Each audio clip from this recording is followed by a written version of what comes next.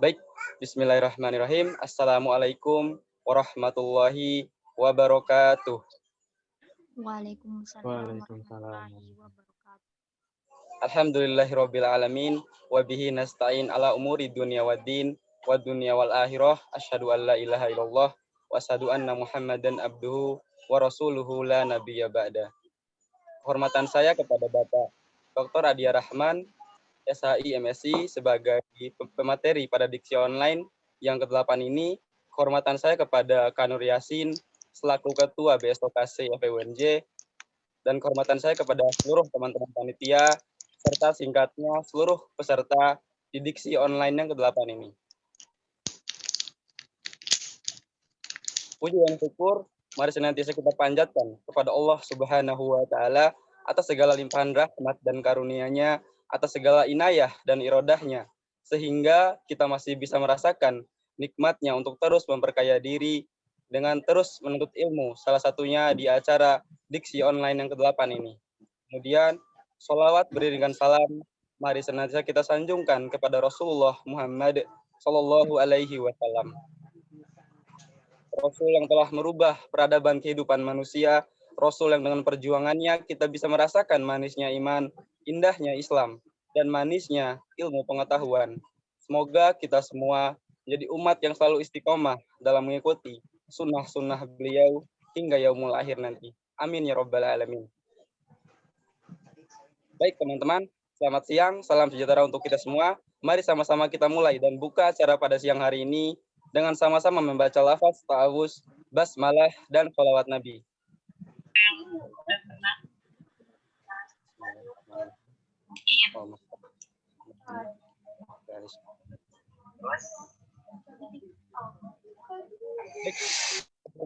Perkenalkan, saya Rizal Purnamadi sebagai staf kajian BSOKC FEUNJ. Pada kesempatan kali ini akan menjadi MC, sekaligus menjadi moderator pada acara diksi kali ini yang mengangkat tema Indonesia Resesi, Ekonomi Islam Punya Solusi. Berikut saya bacakan susunan acara yang akan kita lalui bersama pada siang hari ini. Yang pertama, pembukaan, kemudian pembacaan tilawah, menyanyikan lagu Indonesia Raya dan Mars Ekonom Rabbani, sambutan oleh Ketua BSOKC FEUNJ, pembacaan peraturan acara, pembacaan CV materi, penyampaian materi, sesi diskusi dan tanya jawab, kesimpulan oleh moderator, closing statement, pemberian bingkisan, pembacaan OMOAS, pengisian link evaluasi, doa penutup, dan penutupan. Karena acara sudah kita buka, mari sama-sama kita ke acara selanjutnya, yakni pembacaan tilawah yang akan dibacakan oleh saudara Fani Julianto. Kepadanya dipersilakan. Ya, Assalamualaikum warahmatullahi wabarakatuh. Saya akan membacakan ayat dari surat Al-Hujurat ayat 13 sampai 14. A'udzubillahi minasyaitonirrajim. Bismillahirrahmanirrahim. Qalatil a'rabu amanna Qul lam tu'minu walakin qulu aslamna walamma yadkhulil imanu fi qulubikum wa in tuti'ullaha wa rasulahu la yalitkum min a'malikum syai'a Innallaha ghafurur rahim. Innamal mu'minuna alladzina amanu billahi wa rasulihi thumma lam yartabu wa jahadu bi amwalihim wa anfusihim fi sabilillah. Ulaika humus shodiqun. Shadaqallahul azim. Terima kasih, saya kembalikan ke MC. Baik, terima kasih kepada saudara Fani yang telah membacakan tilawah. Semoga yang membaca dan mendengarkan sama-sama mendapat pahala dan kebaikan dari Allah Subhanahu wa taala. Amin. Selanjutnya, Mari sama-sama kita menyanyikan lagu Indonesia Raya dan Mars Ekonom Robbani. Pada operator, dipersilakan.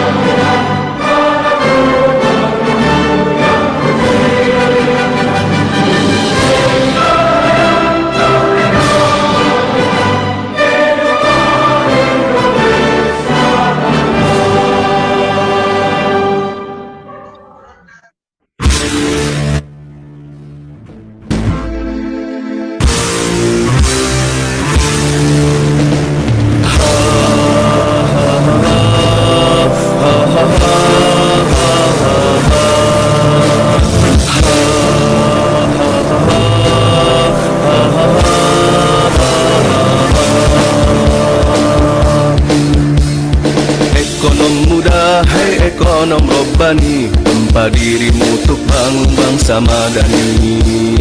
Ekonom cerdas, hai ekonom Robbani, mari mandiri kembangkan potensi. Berjuang jangan mengeluh meski tubuh berpeluh, karena kemiskinan semakin membunuh.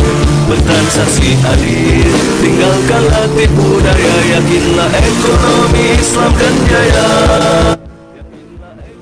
Islam kan jaya. Bangkitlah, bangkitlah pemuda mulia, bersatu padu lintasi khatulistiwa. Majulah ekonom Robbani bisa mensembuhkan ekonomi dunia. Berbagi sesama untuk nuraninya, yakin ekonomi Islam kan jaya. Berbagi sesama untuk nuraninya, yakin ekonomi Islam kan jaya. Ha ha ha ha ha ha ha ha.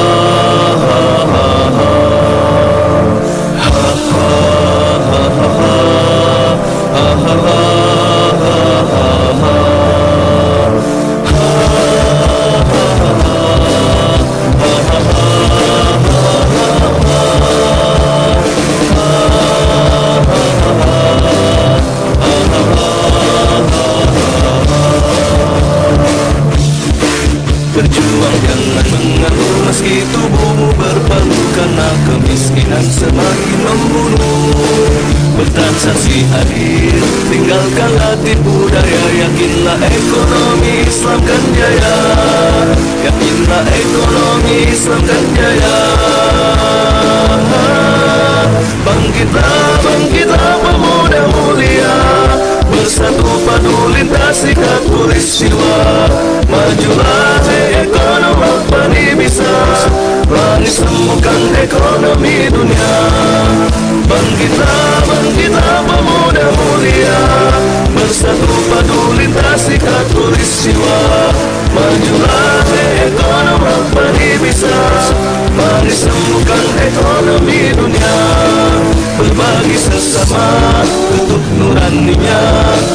Yakin ekonomi Islam kan jaya, berbagi sesama untuk nuraninya. Yakin ekonomi Islam kan jaya. Ekonom muda, hei ekonom robbani.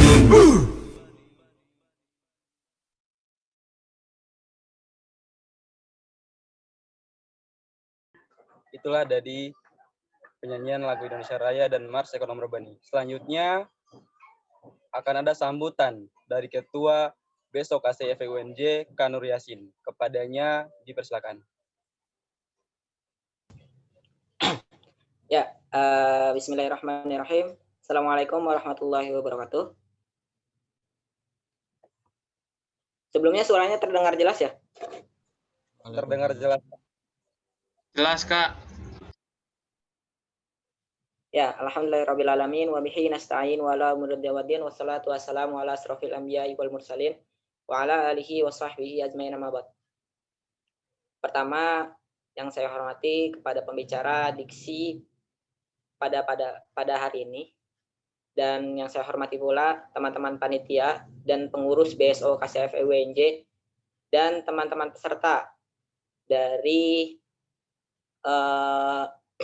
Diklat Ekonomi Islam yang sudah menyempatkan hadir, dan teman-teman peserta juga dari berbagai KC dan berbagai kampus atau berbagai kalangan masyarakat ya, yang akhirnya bisa menyempatkan waktu, menyempatkan untuk bisa bergabung di diksi yang terakhir dari periode BSOKC FEUNJ Kabinet Farabi. Ya, hari ini adalah diksi yang terakhir dari periode ini, dan alhamdulillah diksi-diksi kita sebelumnya pun berjalan dengan lancar. Walaupun memang semua nggak terduga gitu ya. Kalau misalnya akhirnya diksi kita ini selama satu periode akhirnya harus berjalan online gitu.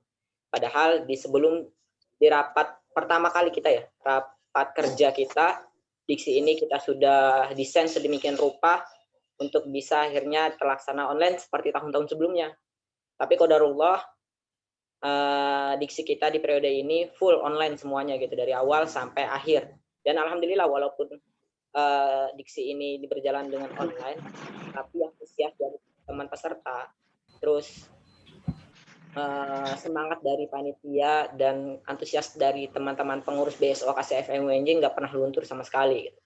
Bahkan pesertanya pun nggak jauh berbeda gitu dari ketika kegiatan offline gitu. Padahal kita agak pesimis di awal, mungkin agak pesimis apakah bisa gitu agenda kita yang biasanya kita agendakan secara offline di ruangan gitu, kita sediain ruangan aula yang cukup besar gitu untuk pelaksanaan diksi ini, dan akhirnya harus berubah gitu dengan sistem online ini. Kita coba adaptasi, kita coba modifikasi akhirnya diksi-diksi ini supaya bisa terlaksana dengan online gitu. Tapi alhamdulillah ternyata antusias dari masyarakat masih banyak gitu akhirnya untuk bisa berdiskusi mengenai ekonomi Islam. Dan pesertanya pun alhamdulillah stabil gitu, di angka 100 peserta gitu. Dan mudah-mudahan juga ya, walaupun ini adalah diskusi terakhir di periode ini, mudah-mudahan di tahun-tahun selanjutnya kita bisa melaksanakan agenda diksi offline gitu, dan tidak terlepas pula gitu akhirnya bisa diadaptasi agenda diksi online ini di periode-periode selanjutnya. Dan mudah-mudahan aja semangat dakwah kita, semangat belajar kita, semangat juang kita untuk terus berjuang mengenai ekonomi Islam gak luntur karena diksi terakhir ini. Mudah-mudahan teman-teman peserta, teman-teman panitia, teman-teman pengurus BSO KCFEUNJ terus masih mau bergabung dan mau terus menggali dan belajar tentang ekonomi Islam. Karena lagi-lagi ekonomi Islam ini punya peluang yang besar gitu di Indonesia. Bahkan pemerintah pun sedang concern terkait ekonomi Islam pada saat ini gitu. Bahkan saat ini pun mudah-mudahan cepat undang-undang mengenai ekonomi Islam di Indonesia pun dapat disahkan gitu. Walaupun memang sampai sejauh ini belum ada, baru hanya wacana-wacana aja. Tapi udah ada angin segar lah sampai sejauh ini tentang perkembangan ekonomi Islam di Indonesia terkait merger bank syariah yang akhirnya kita punya Bank Syariah Indonesia namanya. Sudah diresmikan bahwa bank akan di Indonesia memerger 3 bank BUMN dan akhirnya menjadi satu bank Syariah Indonesia, dan mudah-mudahan menjadi bank terbesar gitu gak cuma di Indonesia tapi di dunia. Jadi mudah-mudahan semangat juang dari ekonomi Islam ini nggak pernah luntur sampai kapanpun, sampai ketika kita punya cucu, punya keturunan-keturunan lainnya gitu. Mudah-mudahan ekonomi Islam ini terus jaya nanti ke depannya. Terima kasih buat teman-teman semua, terima kasih untuk panitia khususnya, dan kita akan terus berjuang, nggak cuma di diksi ini aja, tapi untuk agenda-agenda dan perjuangan ekonomi Islam ke depannya. Terima kasih semuanya. Assalamualaikum warahmatullahi wabarakatuh. Waalaikumsalam warahmatullahi wabarakatuh. Baik, terima kasih kepada Kak Nur Yasin atas sambutannya yang Masya Allah ya. Oke, selanjutnya agar acara kita pada siang ini berjalan dengan tertib, berikut akan saya bacakan terlebih dahulu peraturannya. Yang pertama, sebelum memasuki Zoom, download aplikasi Zoom Cloud Meeting di perangkat masing-masing, kemudian peserta masuk ke room Zoom dengan mengklik link di bawah yang sudah di-share di grup. Kemudian setelah memasuki Zoom, bagi peserta Ikhwan dihimbau untuk mengaktifkan fitur video, dan bagi peserta Akhwat wajib menonaktifkan fitur video. Kemudian saat pemaparan materi, seluruh peserta diharapkan dengan mute suaranya, dan jika mempunyai pertanyaan, peserta dapat open mic atau berbicara langsung ketika sesi tanya jawab dimulai. Penanya memperkenalkan nama dan instansinya terlebih dahulu. Di akhir acara akan dikirimkan link evaluasi via room chat Zoom. Sertifikat sudah terlampir di dalam link evaluasi tersebut. Sekian peraturan ini dibuat, diharapkan peserta dapat memahami setiap poin yang ada demi terciptanya acara yang kondusif. Terima kasih. Oh iya, dan kepada seluruh peserta diharapkan juga untuk menyimak materinya dengan baik ya. Dan kepada teman-teman peserta DI yang mengikuti acara ini dihimbau untuk mencatat materinya yang disampaikan karena nanti akan ada post test. Oke, teman-teman sekalian, 5 November 2020 merupakan tanggal yang bersejarah bagi Indonesia. Untuk ketiga kalinya, negara Indonesia mengalami resesi ekonomi setelah sebelumnya pernah terjadi pada tahun 1966 dan 1998.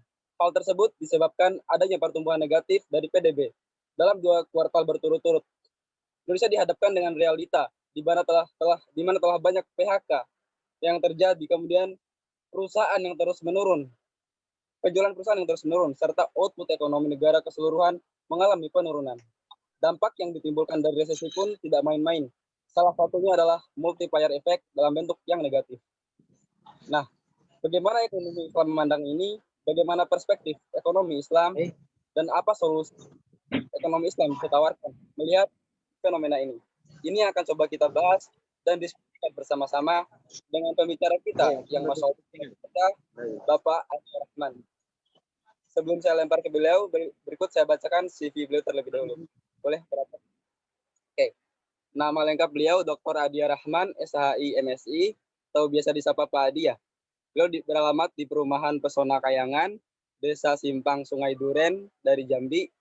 Kemudian riwayat kerja, beliau pernah menjadi dosen ekonomi Islam di IAIN Raden Fatah Palembang, dan juga jadi dosen Fakultas Ekonomi dan Bisnis di Universitas Islam UIN Sultan Taha Saifuddin Jambi. Kemudian organisasi beliau pernah menjadi anggota Makasid Institut Indonesia dan sekarang menjadi direktur eksekutif bersama institut. Kemudian teman-teman bisa juga melihat di sini ada karya tulis dan publikasinya serta seminar dan workshop yang pernah beliau ikuti. Nah, itulah sedikit CV dari beliau ya. Selanjutnya langsung aja kita mulai penyampaian materinya. Kepada Bapak Adi, dipersilakan untuk memulai. Baik, terima kasih. Assalamualaikum warahmatullahi wabarakatuh. Waalaikumsalam warahmatullahi wabarakatuh.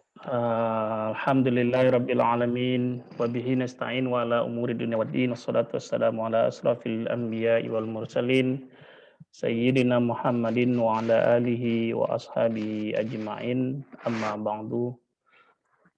Bersyukur kita kepada Allah pada siang hari ini masih diberikan nikmat iman, nikmat sehat, sehingga kita bisa bersilaturahim secara virtual. Insya Allah tidak akan mengurangi makna dari silaturahim itu. Salawat dan salam buat junjungan kita Nabi besar Muhammad sallallahu alaihi wasallam. Allahumma shalli ala Muhammad wa ala ali sayyidina Muhammad. Semoga dengan bersalawat padanya kita bisa meniru, menauladani apa yang sudah beliau wasiatkan kepada kita, yaitu Al-Quran dan Sunnahnya. Pertama saya berucapkan terima kasih pada teman-teman dari BSO KC FE Universitas Negeri Jakarta yang berkenan untuk ngajak diskusi ya, diksi istilahnya cukup bagus ya pada siang hari ini dengan tema yang menurut saya sangat kekinian dan sangat aktual sekali. Tadi saudara moderator Mas Rizal Purnama Adi, nama kita sama ya, ada Adinya juga, cukup bagus memberikan pengantar tentang bagaimana keadaan dari ekonomi kita saat ini. Nah, akan tetapi nanti saya akan coba tidak berusaha sedapat mungkin menyampaikan materi tidak dalam kerangka yang sangat teoritis, walaupun ada data-data statistik, karena kalau terlalu teoritis nanti kesannya seperti kuliah. Namanya diksi, saya yakin dan percaya ya diskusi santai ala anak milenial gitu kan. Izinkan saya untuk share materi yang ingin saya sampaikan pada siang hari ini. Udah bisa dilihat ya? Sudah, Bapak.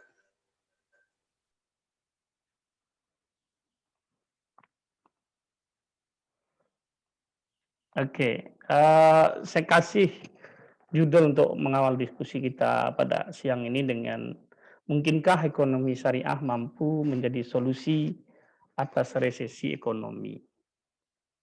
Nah, berapa menit ke depan kita akan coba melihat 4 hal saja. Pertama, Indonesia di ambang resesi. Kita akan coba lihat ya, periksa bagaimana pertumbuhan ekonomi Indonesia saat ini. Kemudian hubungan antara COVID-19 terhadap Islamic Economic and Finance.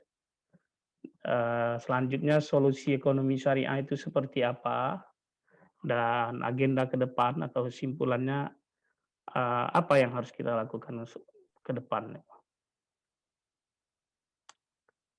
Oke, Indonesia di ambang resesi. Nah, tentu pasti di antara kita ada yang sudah paham lah ya apa itu resesi. Sederhananya ya resesi itu suatu keadaan penurunan ekonomi sementara, biasanya antara 2 kuartal seperti itu. Nah, ini pengertian yang sederhana sekali ya. Jadi kalau dalam keadaan kuartal 1, 2, 3 terjadi penurunan kinerja ekonomi, itu menunjukkan negara dalam keadaan resesi. Nah, selain kontraksi besar dalam kegiatan ekonomi, kemudian penurunan pengeluaran yang signifikan dan seterusnya. Nah, apa yang menyebabkan terjadinya resesi?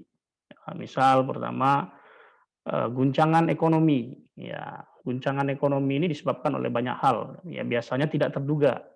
Seperti COVID-19 ini kan tidak pernah diduga oleh publik secara umum. Tiba-tiba ada COVID, kemudian terus secara masif menyebar di seluruh dunia, nah sehingga mengganggu aktivitas ekonomi. Nah, selanjutnya juga bisa disebabkan karena konsumen kehilangan kepercayaan, ada suku bunga yang tinggi, kemudian harga yang mengalami penurunan karena permintaan yang berkurang, kemudian ya bubble economic, gelembung aset seperti yang terjadi pada masa 1998. Nah, itu keadaan penyebab-penyebabnya. Dampaknya apa ya? Pengangguran, pola konsumsi yang berubah, lalu lintas jual beli yang melambat, peluang-peluang ekonomi, bahkan beberapa aktivitas ekonomi itu tertutup, mati, dan seterusnya. Ciri-cirinya ya PDB menurun, penjualan juga produksi secara umum mengalami penurunan. Intinya adalah kinerja ekonomi itu mengalami penurunan secara umum. Nah, apakah Indonesia dalam keadaan resesi? Jawabannya yes, kalau kita ikuti definisi yang tadi ya. Kalau kita lihat di sini di triwulan 1 Indonesia sudah mengalami penurunan kinerja ekonominya itu 2,97%. Kita tahu COVID-19 mulai pada Desember 2019 itu di Cina, di Wuhan, gitu kan.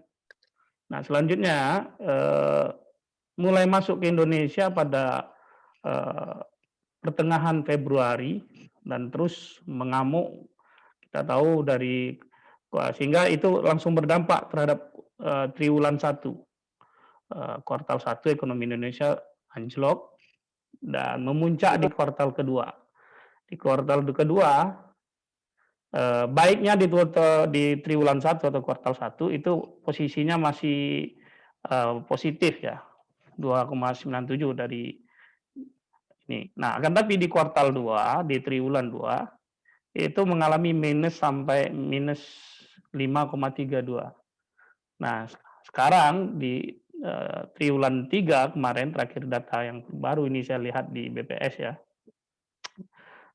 itu minus 3,49. Bahkan kalau di World Bank justru memprediksinya minus 4, sekian persen, lebih tinggi. Nah, artinya kalau mengikuti definisi resesi tadi, ya Indonesia sudah 2 atau 3 kali periode kuartal itu mengalami penurunan. Walaupun antara kuartal kedua ke kuartal ketiga itu sesungguhnya terjadi peningkatan. Akan tapi peningkatannya belum sampai ke titik normal atau 0. Namun baru 5,05% itu dari antara kuartal sebelumnya ke kuartal 3 itu ternyata masih minus 3,49. Nah, ini ya. Nah, triwulan 2 ke triwulan 3 itu ada terjadi kenaikan 5,05, tapi year on year-nya antara triwulan 3 di 2020 dengan triwulan 3 di 2019 kita ini masih minus. Artinya ya resesi seperti itu. Nah, ini menunjukkan ya bagaimana data sektor-sektor yang mengalami penurunan ya. Industri di triwulan 1 dia cukup turun sedikit, akan tapi triwulan kedua mengalami penurunan yang cukup signifikan ya, minus 6. Begitu juga, akan tapi pertanian cukup bertahan. Ini saya konsultasi bercerita dengan teman-teman yang bergerak di sektor pertanian. Mengapa pertanian cukup mampu bertahan? Karena COVID-19 ternyata mengubah siklus iklim agak berubah, hama berkurang katanya, sehingga panen raya terjadi. Nah, sebab itu pertanian termasuk sektor yang bertahan ya, bila dibandingkan sektor perdagangan. Perdagangan ini terkoreksi sampai minus 7, konstruksi juga, pertambangan seperti itu. Nah, Infocom mampu bukan lagi bertahan, akan tapi meningkat. Ini tidak terlepas karena perubahan perilaku konsumen tadi ya, yang tadinya kita belanja secara langsung, tapi karena terjadinya COVID-19, pada umumnya kita menggunakan jasa layanan online seperti itu, termasuk untuk perkuliahan. Diskusi kita hari ini juga sudah melakukan kebiasaan baru ya dengan pertemuan-pertemuan secara virtual.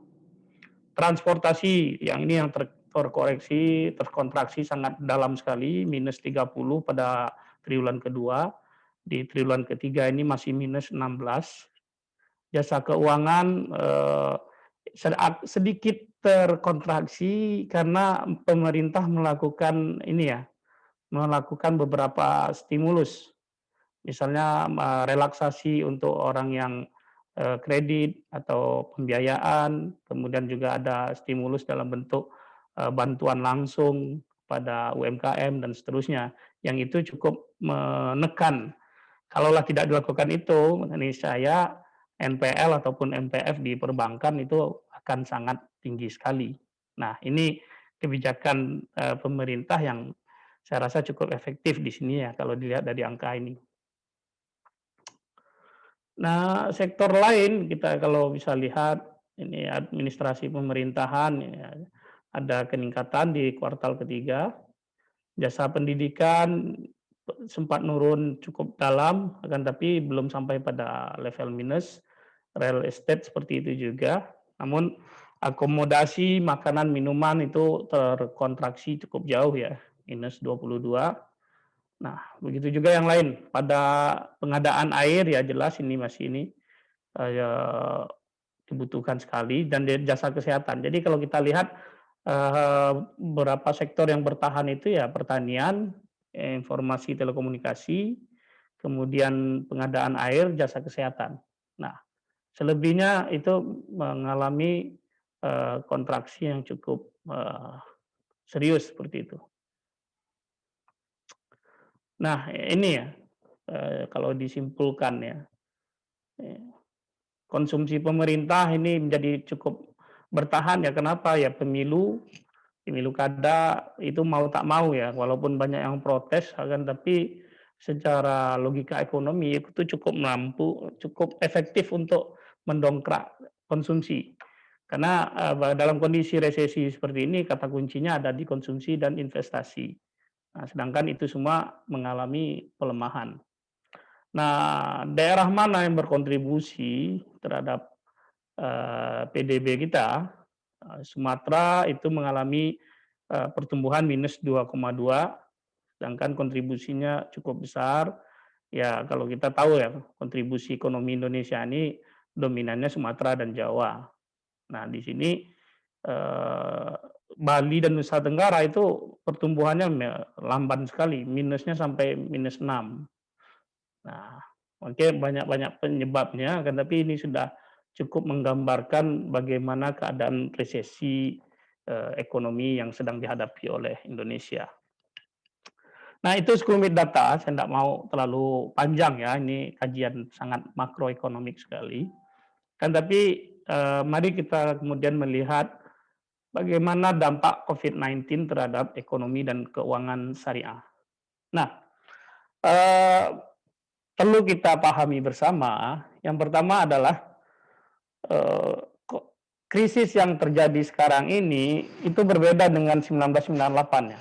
Kalau di 1998, krisis itu dimulai dari sektor moneter, sektor keuangan gitu kan. Nah, kemudian itu mengganggu sektor real. Justru yang pada 98 yang menopang betul ekonomi Indonesia itu adalah fundamental ekonomi Indonesia itu adalah UMKM. Nah, ya, itu yang sehingga Indonesia bisa sedikit terselamatkan karena adanya aktivitas UMKM yang cukup masih bertahan. Nah, kalau sekarang justru sebaliknya, ekonomi berjalan cukup mulus. Kita tahu ya di akhir Desember 2019 ekonomi kita tumbuh masih sekitar 5%. Oke, saya lanjutkan ya. Di akhir Desember 2019 itu kuartal keempat ekonomi kita tumbuh sekitar 5%. Akan tetapi secara mendadak, secara tiba-tiba ada krisis di bidang yang lain sama sekali tidak ada hubungan dengan ekonomi, itu bidang kesehatan. Nah, akan tapi ini menimbulkan guncangan yang cukup serius. Guncangan yang pertama itu mengakibatkan yang namanya supply shock. Lalu lintas supply yang terganggu, sehingga itu pun juga mengganggu permintaan ya, konsumsi. Nah, artinya apa? Dari sektor kesehatan ini transmisinya langsung ke sektor real. Justru keuangan sebenarnya tidak langsung merasakan dampaknya. Itu terbukti tadi di data yang kita bisa lihat tadi ya, jasa keuangan tidak lamban terkoreksinya. Di samping juga ada stimulus dan relaksasi yang diberikan oleh pemerintah. Nah, dari sektor real inilah kemudian dia mengoreksi, terjadi kontraksi terhadap aktivitas keuangan. Apakah mengganggu likuiditas, NPF, dan seterusnya. Akan tapi bagusnya di kita, bagusnya ya di pemerintahan melalui OJK tentunya dan BI, itu secara cepat mengantisipasi. Jangan sampai sektor keuangan terkena gelombang dari sektor real yang sudah mengalami shock seperti itu. Ya, caranya seperti apa ya kita tahu semua ya. Negara memberikan relaksasi kredit, kemudian juga memberikan stimulus fiskal untuk UMKM. Nah, itu walaupun nominalnya cukup tidak seberapa, kan tapi cukuplah, cukup membantu, cukup menyelamatkan beberapa rumah tangga dan maupun UMKM. Nah, mau tak mau sektor real dan sektor keuangan tadi itu juga akan mengganggu halal value chains yang secara real bisa kita lihat pada ini matriknya bisa kita lihat di sini ya, antara ini dampak dan waktunya. Nah, ini sektor-sektor yang secara pada long term, kemudian dalam kondisi dampak yang cukup tinggi, kita bisa lihat di sini ya. Fintech, kemudian pegadaian, sukuk, obligasi, ini cenderung agak aman ya, cenderung aman dari resiko. Kan tapi kalau kita lihat food itu cukup terkontraksi ya. Nah, bank syariah masih sedikit aman. Nah, akan tetapi ada dampak juga. Kontraksi yang paling nyata itu adalah dari segi laba bank syariah. Laba bank syariah itu terkontraksi sebanyak 3,46%. Tapi itu jauh lebih baik kalau kita bandingkan dengan bank konvensional yang kontraksi labanya sampai 20,72%. Nah, bagaimana dengan MPF, non-performing financing? Itu sedikit aman tadi yang saya sudah katakan tadi, karena pemerintah melakukan relaksasi terhadap pembiayaan ataupun kredit, khususnya untuk usaha mikro, kecil, dan menengah. Nah, yang terkena dampak langsung dari halal value chain ini adalah ya travel, hotel, tourism, restoran, ini sektor real ya, fashion, kosmetik, ini berdampak langsung. Nah, sedangkan sektor keuangan yang cukup malang nasibnya itu adalah lembaga keuangan mikro syariah. Mengapa? Karena kalau lembaga bank dia punya LKS ya, LPS ya, lembaga penjamin simpanan. Kalau LKMS itu nggak punya. Jadi ini akan sangat bergantung pada kemampuan modal dari pemilik LKMS ini. Nah, kalau modalnya kuat ya berarti dia bisa mengantisipasi persoalan likuiditas yang akan dihadapi. Tapi kalau tidak ya dia bisa mengalami kehancuran seperti itu. Nah, ini gambaran dari bagaimana dampak COVID-19 terhadap bisnis syariah halal value chain tadi ya. Nah, selanjutnya ini industri halal ya. Ini data ini dari KNEKS saya ambilkan. Sektor yang terdampak negatif dari industri halal itu yang pertama adalah fintech. Tadi di sini kelihatan ya. Walaupun di sini dikatakan cukup lemah, akan tapi pada kuartal berikutnya di awal cukup lemah, akan tapi kemudian mengalami cukup serius. Kenapa? Karena ada penundaan penyaluran pembiayaan. Kemudian ada industri perhotelan, tadi sesuai ya. Mall, retail mengalami penurunan, ya sesuai. Kemudian industri fashion itu juga mengalami penurunan penjualan sampai 30%. Nah, potensi justru dimiliki pada sektor misalnya mobile banking, kemudian transaksi e-commerce, harga saham, kimia farma, khususnya ini di sektor kesehatan ya. Kemudian untuk permintaan masker, ini industri halal yang berkaitan dengan healthcare gitu. Nah, ini langkah-langkah ya mungkin bisa saya skip aja ya. Nah, bagaimana solusi ekonomi syariah terhadap kondisi resesi yang sedang kita hadapi yang itu langsung masuk ke sektor real. Nah, untuk sebelum itu ini perlu kita pahami bersama ya, bagaimana penanganan ya kita kan dihadapkan dua keadaan ya antara kesehatan dan pemulihan ekonomi. Nah, dua-duanya ini saling berhubungan. Bagaimana kesehatan itu bisa segera ditingkatkan, ekonomi pun juga ditingkatkan. Nah, kita tidak bisa mengorbankan salah satunya. Nah, dari situ perlu kebijakan-kebijakan yang betul-betul betul-betul tepat sasaran seperti itu. Nah, kalau kita lihat di sini, justru titik aman itu mulai ada masa transformasi untuk tumbuh itu, katakanlah di kuartal keempat atau triwulan 4 nanti kita bisa naik misalnya ke 0% atau di bawah masih minus sedikit, maka kita bisa mengalami pertumbuhan itu kalau diprediksi ini nih Pak Prasetyan Toko ya yang nulis membuat ini di bulan 12 2021. Ini kalau tidak ada catatannya kalau seandainya vaksin ditemukan dan terdistribusi pada pertengahan 2021. Nah, ini catatannya. Artinya apa? Dari bulan sekarang Desember ya, Desember sampai ke bulan 6 2021 itu virus masih akan tetap turun naik. Apalagi beberapa vaksin yang masuk itu kan baru masih dalam proses pemeriksaan baik oleh BP POM, kemudian MUI ya, terkait dengan aspek kehalalannya dan seterusnya. Nah, intinya apa? Masa transformasi bertumbuh itu akan dimulai pada bulan 12 2021. Nah, artinya apa? Target minimal kembali pre-COVID seperti ini, posisi sini pre-COVID itu justru di antara 2022 dan 2023 ya. Ya harus ada kalau bahasanya itu ya medium term untuk ini ya, untuk penanganan COVID-19 dan pemulihan ekonomi. Ya, ini kebijakan-kebijakan yang dibuat oleh pemerintah, apakah dalam bentuk vaksin, stimulus, kemudian ya omnibus law yang itu kontroversi, terlepas dari apapun itu, semuanya akan bisa berjalan. Ya itu juga harus ada dukungan dari masyarakat.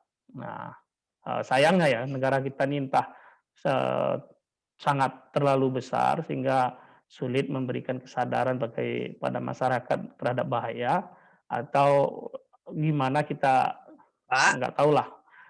sama Bapak. Halo?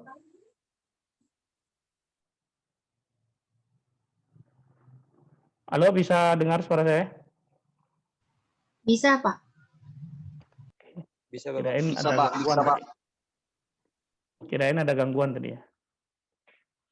Nah, ini kondisi ya. Ini kondisi dan prediksi bagaimana kita bisa menyongsong pre-COVID selanjutnya. Ya, ini semua bisa jadi berubah tahun-tahun ini kalau perilaku masyarakat ataupun ada goncangan-goncangan lain yang tidak terduga ya. Ya, sayangnya dalam kondisi seperti ini, negara memberikan stimulus, rupanya ada kuda Troya yang menikmati itu. Ya, koruptor lagi ya, seperti itu ya. Ini sangat memprihatinkan juga bagi kita nih. Nah, ini ya syariah guidance untuk menghadapi COVID-19 tadi. Dari pembacaan saya, yang pertama tetap ya halal value chain itu tetap menjadi pembeda antara sistem ekonomi syariah dengan konvensional. Bagaimanapun sudah mulai muncul kesadaran baru ya, pergeseran perilaku konsumsi secara global. Sehingga ini membuka peluang terhadap industri halal sesungguhnya. bagaimana orang mulai memperhatikan, oh ternyata sektor halal itu tidak hanya persoalan halal haram seperti yang diyakini umat Islam, akan tapi dimensi halal itu, yang bahasa Al-Qur'annya halalan thayyiban itu adalah berkaitan dengan perilaku konsumsi yang itu sangat erat kaitannya dengan kesehatan dan lingkungan dan seterusnya. Nah, ini kita mulai lihat ya pergeseran perilaku tadi. Eh, Orang sudah mulai sadar terhadap kesehatan, cuci tangan segala macam itu, walaupun ada juga yang ngeyel ya. Kalau nggak ngeyel biasanya nggak Indonesia itu. Nah, ini keadaan-keadaan seperti ini sungguhnya peluang besar bagi ekonomi syariah untuk bertumbuh. Catatannya adalah Indonesia harus mampu menjadi pemain pada sektor produksi, bukan hanya konsumsi. Nah, sayangnya kan kita ini dilirik oleh global sebagai pasar. Pasar apa? Ya pasar untuk orang mengkonsumsi. Apapun yang diproduksi dari luar itu di Indonesia laku keras. Akan tetapi orang kita sendiri tidak mampu atau belum mampu menjadi pemain atau produsen untuk publik global, masyarakat global seperti itu. Walaupun kita berharap ya di tahun-tahun berikutnya Indonesia ini betul-betul bisa menjadi global halal hub-nya. Ya kata kuncinya itu tadi saya katakan, kita harus mampu memang bermain di sektor hulunya, jangan sektor hilir yang hanya menjadi konsumen seperti itu. Nah, yang kedua, ekonomi syariah akan bisa mampu menjadi solusi kalau kita mampu beradaptasi dengan kebiasaan baru.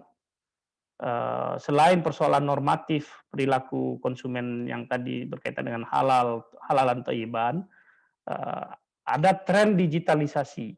Nah, hari ini yang memanfaatkan dari surplus digitalisasi ini siapa? Ya pemainnya pemain-pemain luar seperti itu. Nah, kita belum mampu punya apa ya, walaupun sudah ada inisiatif-inisiatif yang itu membuat marketplace yang bisa melayani kepentingan UMKM yang bergerak di sektor halal value chain. Kan tapi yaitu valuasinya harus lebih naik lagi, valuasinya harus naik ya. Jangan, kalau sekarang kan masih sangat kecil sekali. Nah, ini yang diperlukan. Nah, selanjutnya apa yang saya sebut dengan sinergi atau bersamaisme, kebersamaan. Nah, ini soal bersamaisme ini mungkin bisa kita diskusikan pada terma atau waktu yang lain ya. Ini suatu konsep yang disampaikan oleh Dr. Kaharudin Yunus. Beliau adalah sarjana ekonomi dan pemikir ekonomi Islam pertama di Indonesia. Pernah menulis buku Sistem Ekonomi Kemakmuran Bersama itu, dan dalam bahasa Arab itu terbit pada tahun 1947. Namun sayang kajian-kajian ekonomi syariah jarang sekali, bahkan nyaris tidak tahu nama Kaharudin Yunus. Akan tapi konsepnya sesungguhnya sangat. Halo? Masuk, Pak. Bagus, Pak, Halo? bagus. Masuk, Pak. Bagus ya. Tapi sungguhnya konsep yang beliau tawarkan itu untuk konteks hari ini menurut hemat saya itu sangat relevan sekali. Ada beberapa catatan memang karena terkaitan dengan waktu, akan tapi pada umumnya apa yang beliau sampaikan pada tahun awal kemerdekaan itu kita menemukan momentumnya pada hari ini. Nah, pada intinya apa? Seluruh sektor dalam rantai bisnis syariah itu harus saling bersinergi. Ya, menciptakan peluang atau lingkungan bisnis yang saling mendukung. Nah, ini agak masih lemah ya. Misal ini ya.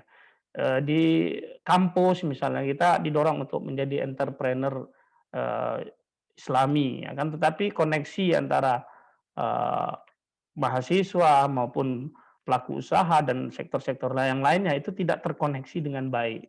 Nah, ini yang diperlukan. Ya, selama sederhananya ginilah, kapitalisme itu membentuk suatu sikap individualistik.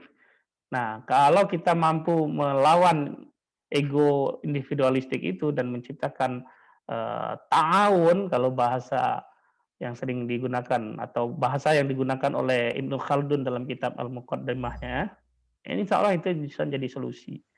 Nah, ini yang tak kalah penting adalah Islamic philanthropy, Islamic social philanthropy. Nah, tidak bisa dipungkiri selama COVID-19 di Indonesia ini ya justru filantropi Islam yang ke tradisi bersedekah ataupun berwakaf dan lain sebagainya itu meningkat tinggi ya. Dan ini yang yang membuat masyarakat kelas menengah bawah itu bisa bertahan karena adanya kesadaran filantropi yang sangat tinggi di Indonesia ini. Namun sayangnya satu ya. Misal potensi zakat, wakaf, Indonesia itu punya peluang yang sangat besar sekali ya. Yang kalau itu dimaksimalkan, kontribusinya terhadap anggaran belanja negara itu sangat tinggi sekali. Bisa bisa seperempat bahkan lebih dari anggaran belanja negara. Kan tapi kita belum bisa memaksimalkan itu. Dengan beberapa catatan yang mungkin teman-teman bisa cari penyebabnya apa saja.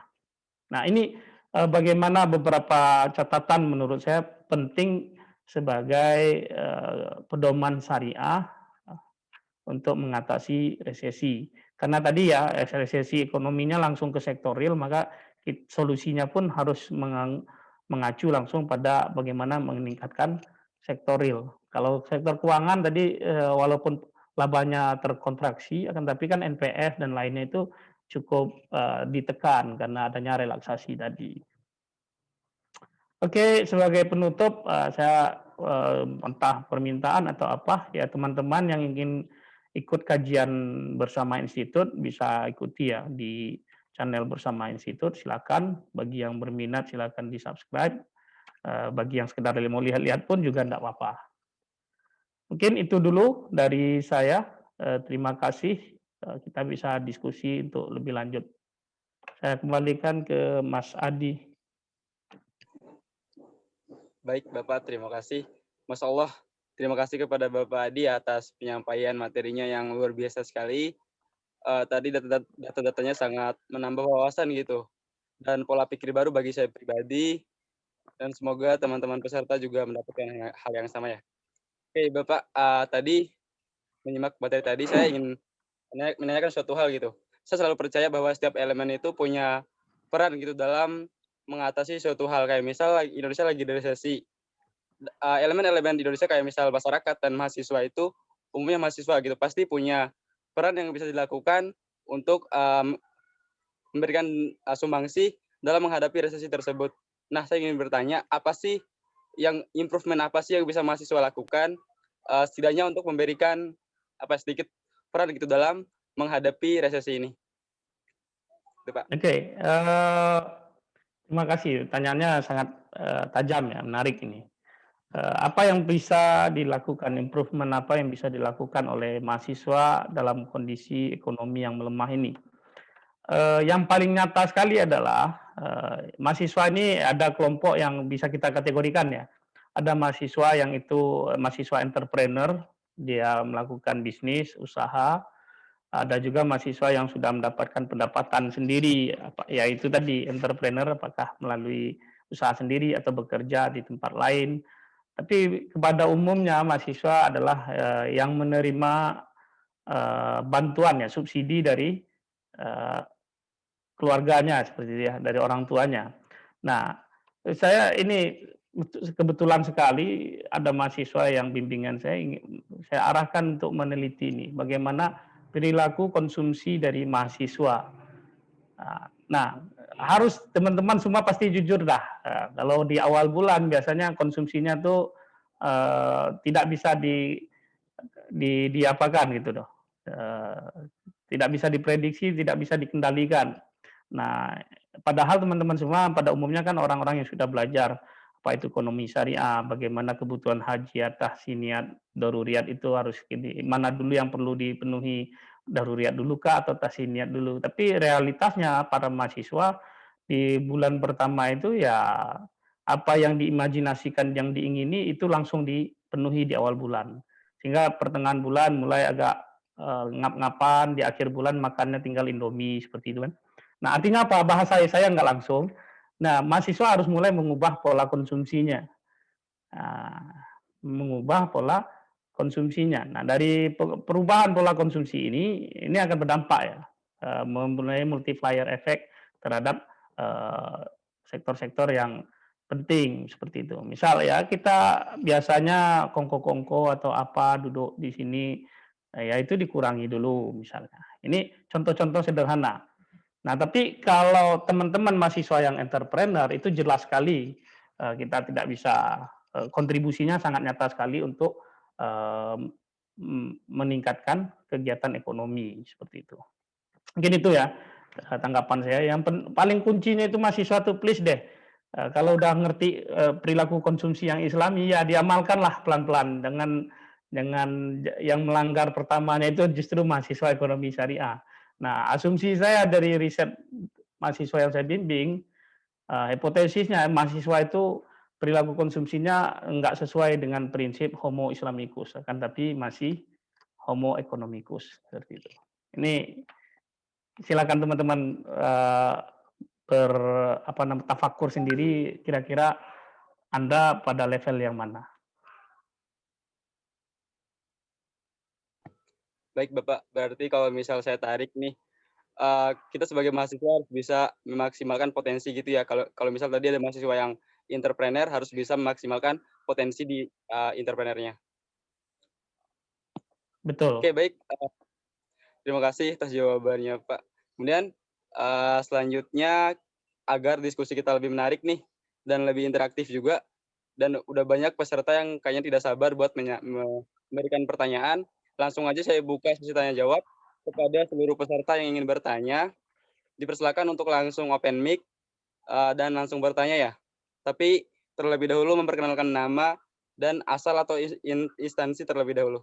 Sekali lagi pertanyaan saya buka. Assalamualaikum. Waalaikumsalam. Muhammad Iqbal. Iya, boleh.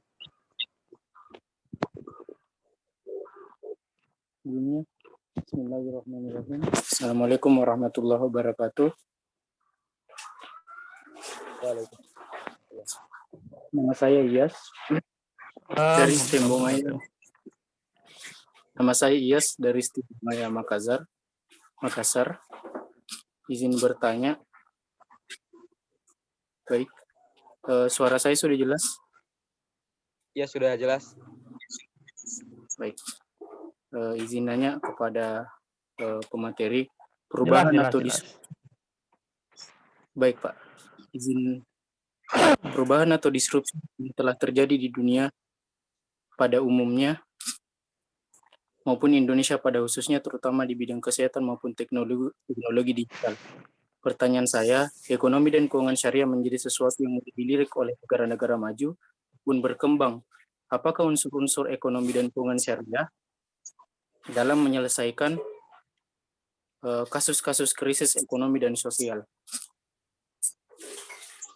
Terima kasih, Pak. Terima kasih, moderator. Saya kembalikan ke moderator. Baik, ya kepada Bapak Adi boleh langsung menjawab ya, Pak.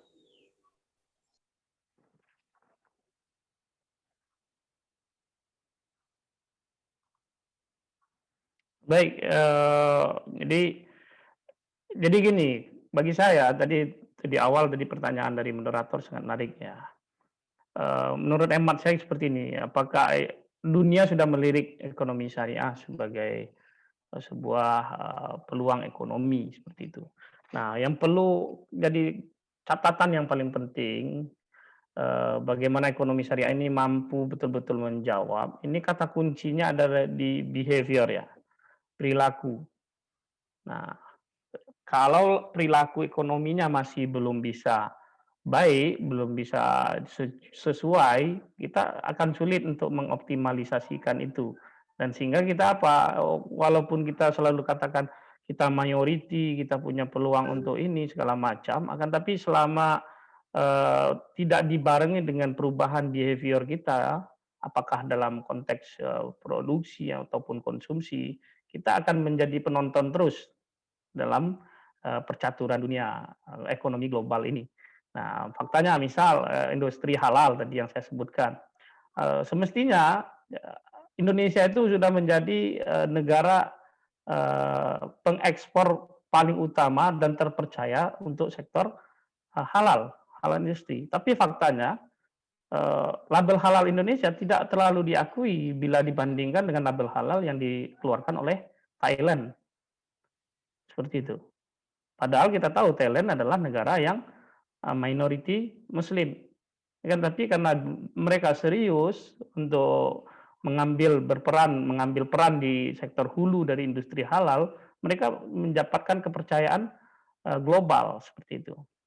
Nah, Indonesia sampai hari ini masih belum keberadaan undang-undang produk halal pun juga menimbulkan banyak masalah dalam pelaksanaannya. Nah, ini tadi yang saya katakan, selain persoalan struktur, kemudian sistem dan lain sebagainya, itu semua harus didukung dengan perubahan perilaku dari masyarakat.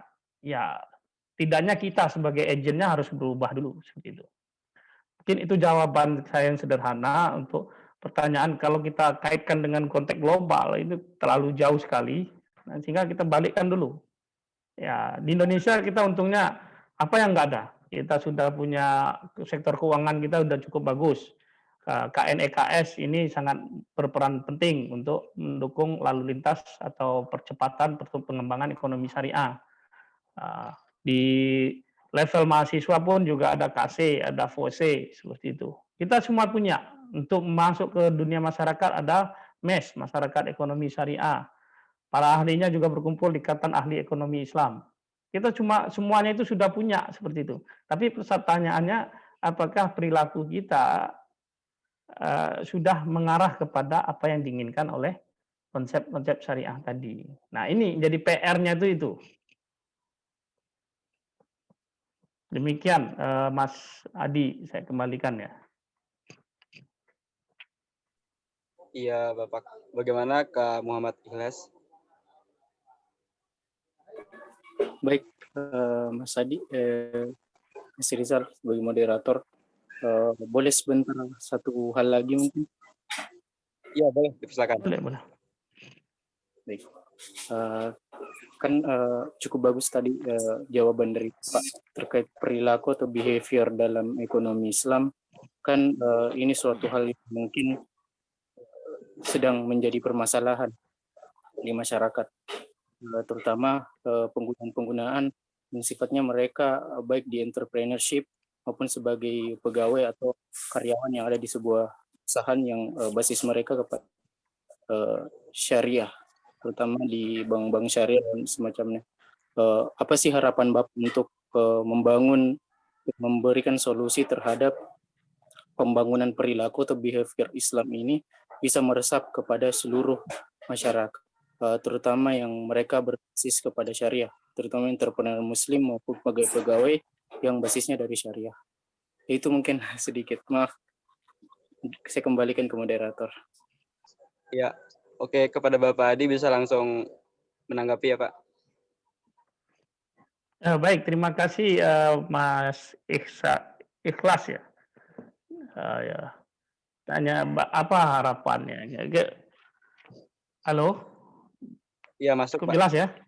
Ya, jelas. Oke. Ya.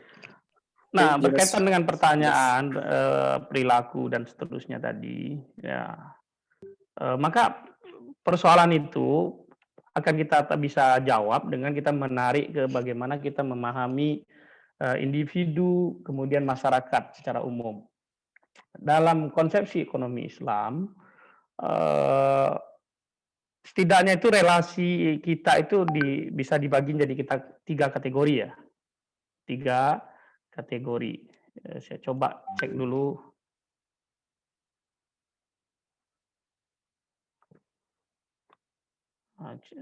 Mudah-mudahan bisa dibuka.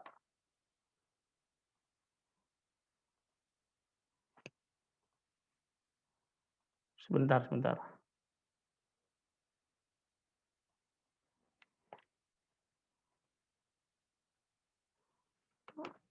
Tidak ditemukan. Jadi ada 3 pola relasi yang bisa dikembangkan ya. Yang pertama disebut dengan relasi subjektif. Relasi subjektif ini adalah relasi satu arah, di mana tujuannya adalah untuk memuaskan kepentingan pribadi. Misal saya punya handphone, ya relasinya satu arah. Mau saya banting, mau saya lempar, mau saya apakan, itu terserah saya. Yang kedua, apa yang disebut dengan relasi intersubjektif. Nah, relasi intersubjektif ini adalah relasi yang dibangun atas kesadaran bahwa saya adalah subjek, orang lain pun juga subjek. Nah, ini yang penting ya. Saya adalah subjek, orang lain pun juga subjek. Seperti itu. Yang ketiga adalah relasi transsubjektif, yaitu bagaimana kita sebagai subjek berhubungan dengan Tuhan. Nah, posisi keadaan ekonomi kita hari ini itu didrive oleh pola relasi subjektif tadi. Nah, jadi kita melihat orang lain itu sebagai objek. Apakah ini misalnya Rizal, dia ini saya berteman dengan dia ini keuntungan untuk saya apa sih? Oh, saya bisa dapat apa dari dia? Kalau enggak ya enggak usah, ngapain berteman dengan Rizal. Nah, itu adalah bentuk kesadaran subjektif bahwa kita melihat orang lain itu hanya untuk memenuhi utility kita pribadi. Nah, bukan sebagai intersubjektif, kesadaran, oh saya berteman dengan dia ya karena dia adalah manusia yang sama seperti saya, seperti itu. Mau dia miskin, mau dia kaya, mau dia apa segala macam, posisi saya dengan dia itu adalah sama. Itu yang dikehendaki oleh perilaku dalam ekonomi Islam. Nah, ada dampaknya apa pola relasi ini? Misal dalam aktivitas bisnis di perbankan. Dunia perbankan ataupun dunia kerja pada umumnya itu adalah didrive oleh relasi subjektif. Ya kan? Bagaimana karyawan atau pekerja atau buruh itu dianggap sebagai objek yang harus memenuhi tuntutan kinerja dalam tanda kutip yang dikehendaki oleh perusahaan. Mau sakit, mau apa, ya nggak peduli. Yang penting kinerja atau tuntutan perusahaan dipenuhi. Sehingga orang loyal itu sebatas pada kemampuan perusahaan memberikan insentif terhadap loyalitasnya. Tapi kalau dalam relasi intersubjektif, loyalitas tadi dibangun berdasarkan nilai. Kenapa saya bekerja secara total, secara loyal? Ya, karena perusahaan memberikan jaminan kesadaran terhadap saya untuk mengekspresikan kreativitas saya. Nah, ini pola perilaku yang seperti ini yang harus kita kembangkan. Nah, ini dalam kehidupan sehari-hari kita bisa memeriksa ini apakah selama ini kita berteman atau bersahabat itu relasinya adalah transsubjektif atau intersubjektif atau justru subjektif saja. Kalau hanya subjektif ya itu nggak akan awet, nggak akan lama. Artinya ya sejauh mana bisa menguntungkan, memberi keuntungan, yang memberikan manfaat ya kita berteman, kalau enggak. Nah, di perusahaan ya selama perusahaan tadi merasa ini karyawan cukup produktif, cukup bisa untuk menaikkan ini ya dimanfaatkan, kalau tidak ya udah dilepas saja lagi. Nah, ini yang perlu diubah. Seperti itu.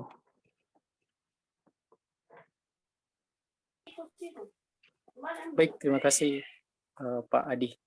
Alhamdulillah. Ya, Sukses sama-sama. terus, Pak. Ya, terima kasih. Oke, baik. Terima kasih sudah cukup ya Kak Muhammad Ikhlas. Selanjutnya bagi yang ingin bertanya lagi, silakan bisa langsung open mic ya.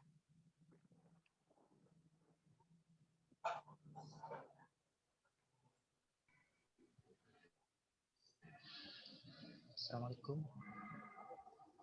Waalaikumsalam. Mas Uni, ya boleh langsung Kak. Assalamualaikum warahmatullahi wabarakatuh. Waalaikumsalam warahmatullahi wabarakatuh. Baik, saya Mas Faisal dari Universitas Nahdlatul Ulama Kalimantan Timur. Ini ada yang saya tadi dari penjelasan Pak Dr. Adi Rahman terkait 4 solusi resesi ekonomi.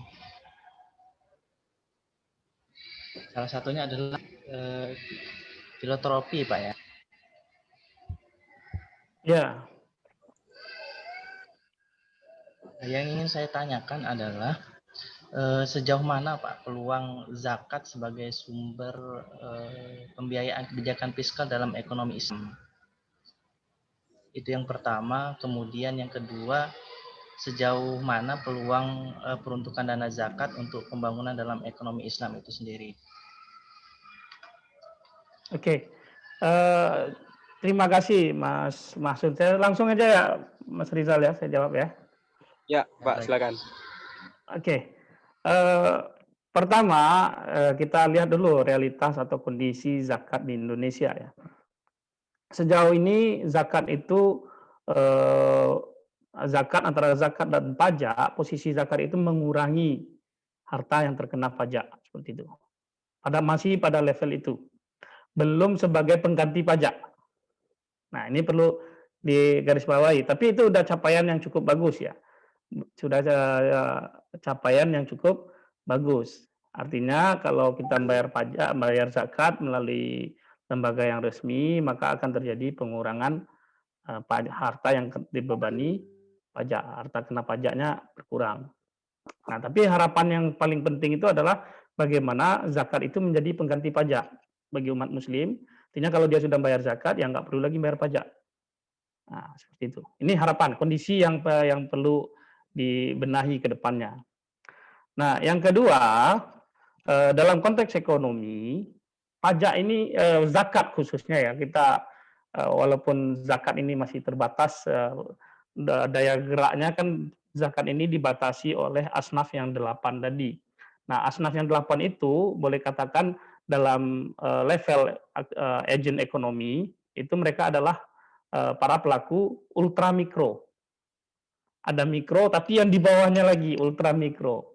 Seperti itu. Nah, sesungguhnya melalui dana zakat itu bisa dimasuk ke sektor, bisa untuk memberikan bantuan modal pembiayaan untuk masyarakat yang berada di garis ultra mikro ini. Nah, ini saya melihat di Grand Design KNEKS pun juga demikian. Artinya dana-dana filantropi yang bersifat zakat, infak, sedekah itu bisa masuk kepada sektor masyarakat yang bergerak di ultramikro tadi. Nah, akan tapi yang juga belum dikembangkan itu secara maksimal adalah potensi wakaf.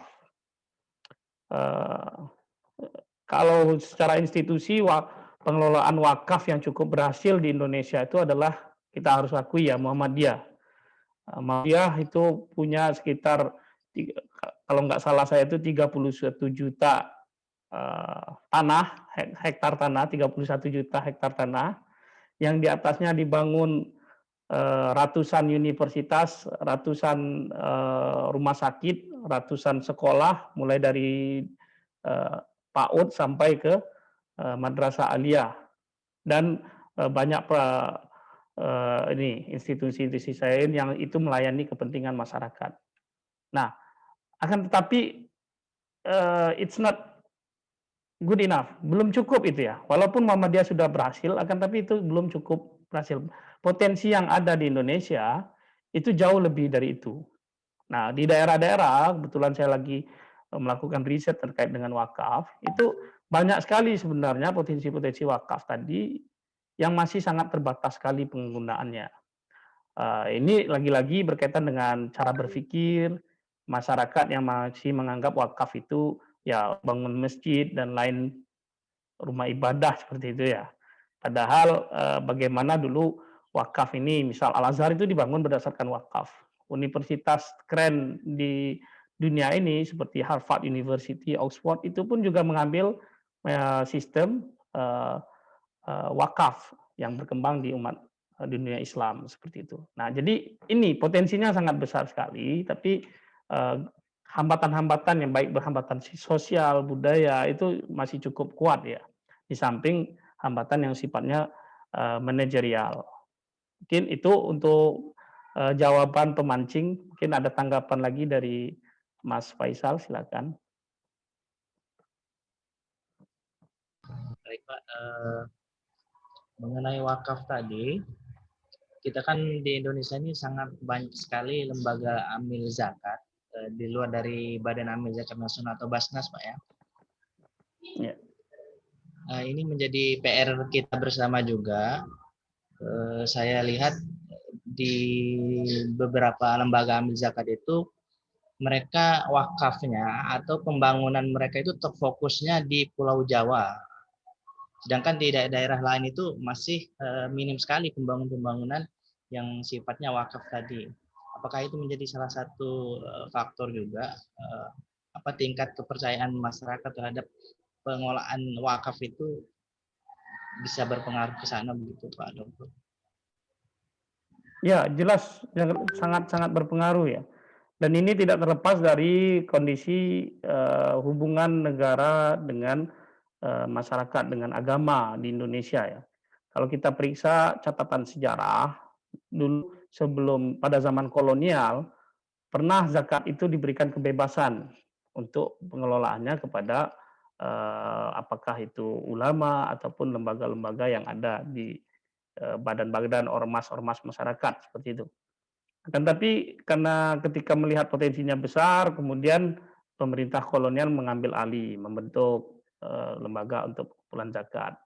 Nah, pola itu juga ditiru oleh Soeharto seperti itu. Sehingga dengan pola-pola yang demikian, masyarakat cenderung tidak percaya terhadap negara. Cenderung tidak percaya terhadap negara. Dan kepercayaan itu justru kita lihatlah dompet duafa ataupun human inisiatif. Yang itu progresnya sangat cepat sekali dalam sebagai sebuah lembaga lazis ataupun pengelolaan wakaf yang di luar dari institusi formal Basnas ataupun Badan Wakaf Indonesia.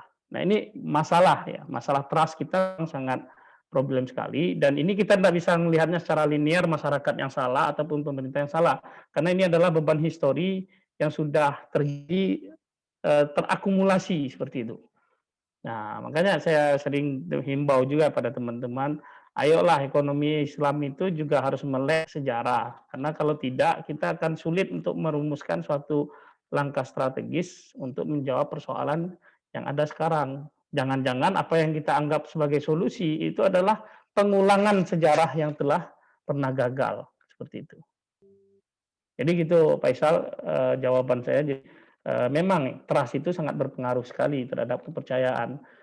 Sehingga di Indonesia ini banyak di lembaga lazis yang swasta, yang diakui, yang terdaftar di negara, ataupun Basnas sendiri, itu banyak sekali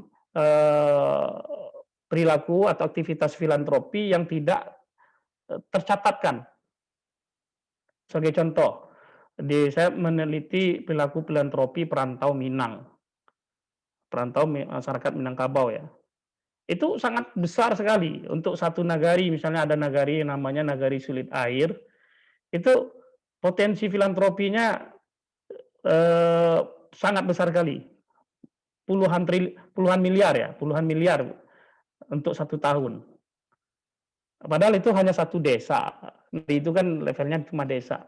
Tapi potensinya per tahun itu di atas 1 miliar. Tahun ini aja di Nagari sana itu bangun 2 masjid, nilainya itu sekitar 25 miliar. Ada bangun jembatan, ada 3 jembatan, hanya lebih dari 1 miliar. Nah, belum lagi beasiswa, bantuan-bantuan ini segala macam. Yang itu semua lepas dari lembaga Basnas ataupun Basda ataupun lembaga-lembaga amil zakat yang lainnya. Kenapa itu? Ya itu sudah terlaksana by kultural seperti itu. Nah ini sesungguhnya menarik karena saya yakin dan percaya daerah-daerah lain pun punya pola filantropi yang beda yang hidup di tengah masyarakatnya. Seperti itu.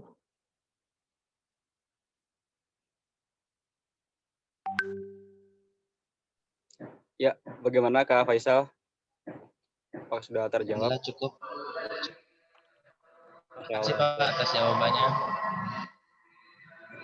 Ya, sama-sama.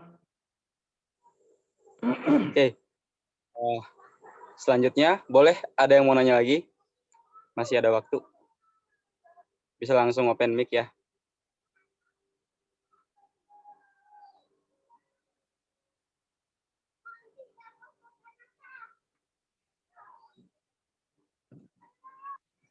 Dan buat teman-teman yang ingin bertanya tapi tidak bisa open mic, boleh diketik via chat Zoom-nya ya.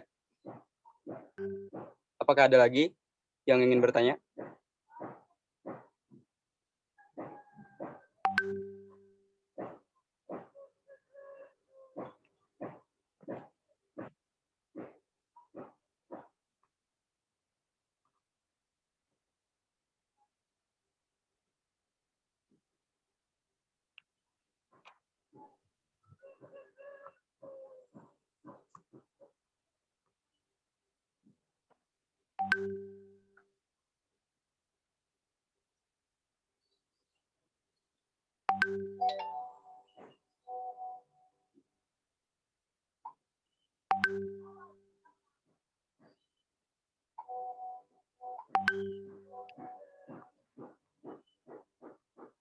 ada yang raise hand ya?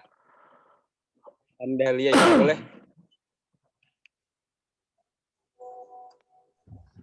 Baik, Assalamualaikum warahmatullahi wabarakatuh. Nama saya Waalaikumsalam. Hamidah Lia dari Waalaikumsalam warahmatullahi wabarakatuh. saya ingin bertanya mengenai bank syariah. Apakah di dalam perputaran uang bank syariah itu benar-benar tidak terpengaruh oleh bank konvensional yang masih satu merek atau satu lembaga gitu dengan dia, seperti misalnya BNI Syariah. Apakah perputaran BNI Syariah itu benar-benar tidak ada pengaruh dari BNI konvensional? Terima kasih. Ya, baik, terima kasih. Kepada Pak Adi langsung menjawab, Pak. Oke, terima kasih atas pertanyaannya dari Mbak siapa tadi? Hani Dahlia, Pak. Oke, Mbak Hani. Menarik ya, apakah bank syariah ini tidak terpengaruh terhadap aktivitas bisnis bank-bank konvensional? Nah, yang pertama perlu kita pahami ya, Indonesia ini sekarang sudah menggunakan sistem moneter campuran ya. Satu sisi ada lembaga keuangan syariah, sisi lain ada lembaga keuangan konvensional seperti itu. Nah, atau dahulu pada periode awal pengembangan bank syariah ada namanya sistem window atau dual banking system. Tapi kan kebijakan itu pada ujungnya sudah berubah ya, mana sudah ada yang melakukan spin off ataupun melakukan konversi. Nah, bank syariah BNI Syariah itu adalah termasuk bank yang sudah melakukan spin off dari bank induknya. Nah, kalau pertanyaannya apakah aktivitas bisnis dari perbankan syariah itu dipengaruhi oleh sistem keuangan, sistem moneter yang pada umumnya, jawabannya yes, justru sangat pengaruhi.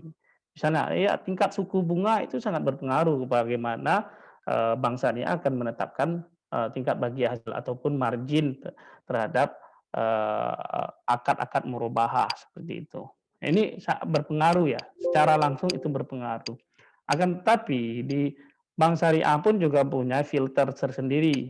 Misal aktivitas-aktivitas bisnis yang tidak bisa dihindari, misalnya bank syariah harus berhubungan dengan bank-bank konvensional yang kemudian itu menghasilkan pendapatan dalam bentuk bunga, itu sudah ada mekanismenya sendiri yang yaitu tidak diakui sebagai pendapatan bank, akan tapi masuk pada pendapatan non halal. Nah, ketika dia masuk pada pendapatan non halal itu ada pencatatannya. Kalau Anda buka laporan keuangan tiap-tiap bank syariah itu ada catatan tentang pendapatan non halal. Nah, pendapatan non halal ini digunakan untuk apa? Ya, pada prinsipnya pada umumnya yaitu untuk dana kebajikan. Biasanya dalam bentuk pinjaman qardul hasan. Pinjaman lunak untuk masyarakat yang memang tidak mampu seperti itu. Nah, mekanisme yang diciptakan dalam bank syariah. Tapi terlepas apapun suku bunga dan lain sebagainya, sistem moneter yang ada di Indonesia itu langsung akan berpengaruh terhadap aktivitas dari perbankan syariah. Seperti itu ya, Mbak Ani. Ya, bagaimana Kak Hani, apakah ada tanggapan? Atau sudah cukup? Baik, sudah cukup, Kak. Terima kasih. Oke, terima kasih juga. Oke, selanjutnya masih ada nih waktu. Teman-teman yang ingin bertanya boleh dipersilakan. Ya, bismillah. Saya izin bertanya, apakah suara saya masuk? Ya, silakan. Masuk. Masuk. Ya, perkenalkan Pak, nama saya Iis Permatasari. Saya dari BSOKC FEUNG. Saya izin bertanya kepada Bapak Adi mengenai sebenarnya tadi ada sangkut pautannya dengan pertanyaan sebelumnya yang mengenai zakat bisa menjadi peluang pengganti pajak bagi kaum muslim yang ada di Indonesia ini. Pertanyaan saya Pak, jika memang zakat itu menjadi solusi pengganti pajak yang mungkin bisa memaksimalkan, apakah dari solusi tersebut tidak menimbulkan sebuah perpecahan antara kaum muslim dan non muslim itu sendiri. Dan terlebih masyarakat kita pun masih yang muslim ini masih sangat minim literasi mengenai zifaf, khususnya zakat itu sendiri, Pak. Bagaimana Pak mengenai hal tersebut? Terima kasih. Ya, terima kasih. Ya, halo, bisa dengar dengan baik? Bisa, Pak. Bisa langsung dijawab, Pak. Baik. Ini menarik pertanyaannya ya. Apakah ketika misalnya zakat tadi sudah menjadi pengganti pajak, itu tidak menimbulkan kecemburuan terhadap non-muslim dan lainnya? Kalau dikatakan cemburu, justru itu jadi persoalan gitu loh. Misal ya, pajak kita, pajak pendapatan itu kan 2,5%. Itu jauh lebih tinggi dari pajak yang umumnya disalurkan oleh ini. Atau pajak niaga misalnya, ada yang 5% tergantung dengan ini. Sungguhnya kalau itu bisa kita bandingkan best practice-nya itu sudah ada ya, Malaysia. Malaysia itu sudah menggantikan zakat itu betul-betul pengganti pajak seperti di Indonesia. Nah, problemnya menurut saya bukan pada isu kecemburuan sosial atau masalah lainnya. Lagi-lagi kata kunci yang pertama itu adalah problem kepercayaan masyarakat. Kita tahu tingkat ini aja, tingkat kesadaran pajak saja di Indonesia ini masih rendah. Sehingga setiap tahun kita mendapatkan laporan tingkat pengumpulan pajak itu masih belum sesuai dengan targetnya. Nah, ya tidak hanya di masyarakat, justru yang tidak sadar bayar pajak itu justru adanya pada kelas-kelas menengah atas seperti itu.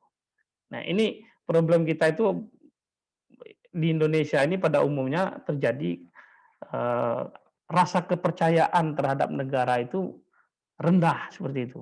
Rendahnya itu bukan negaranya nggak becus atau apa, tapi karena beberapa kasus-kasus itu membuat kita tidak percaya.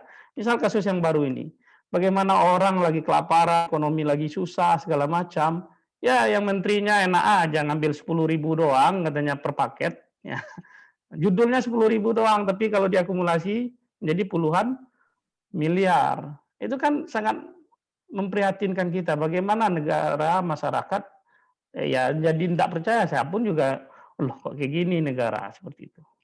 Ya, dari kasus itu mulai lagi skenario politik bla bla bla yang akhirnya yang korupsinya udah tenggelam lagi. Kita nggak pernah lagi dengar informasi tentang kasus korupsi kan. Yang banyak diceritakan sekarang Habib Rizik masuk penjara atau terbunuhnya 6 orang tanpa alasan di luar hukum. Ya, ini yang kayak gini-gini yang di Indonesia ini yang membuat negara ini jadi lambat untuk maju. Drama politiknya jauh lebih mewarnai daripada pelaksanaan kebijakan tadi.